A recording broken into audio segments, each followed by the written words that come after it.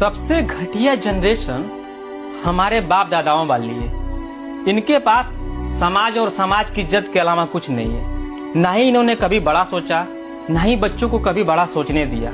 बच्चे कभी अलग क्षेत्र में जाना भी चाह तो उनको ये खींच के लाते रहे।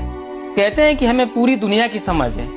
इनको 4 मोहल्ले के अलावा किसी भी दुनिया की समझ नहीं है। ना ही इनके अंदर कोई हॉबी है, ना ही किसी किताबों का ज्ञान, ना ही इनके पास खुद की सोचने की शक्ति है। बस पीढ़ी दर आने वाली चीजों को आने वाले जनरेशन को थोपते चले गए। भूत प्रेत दिया तो पाखंडवाद दिया। तर्क करना तो सिखाया नहीं, बस पुरानी चीजों को ही मानते चलो। दोस्तों, मेरा मानना ये है, उम्र बढ़ने से बुद्धि नहीं बढ़ जाती। जो बंदा बचपन में भी मूर्ख है तो बुढ़ापे में भी मूर्ख हो सकता है। इसीलिए बुजुर्गों की बात ये कह के मत सुन लो कि वो बुजुर्ग हैं तो समझदार होंगे। तर्क करना सीखो, तार्किक बनो।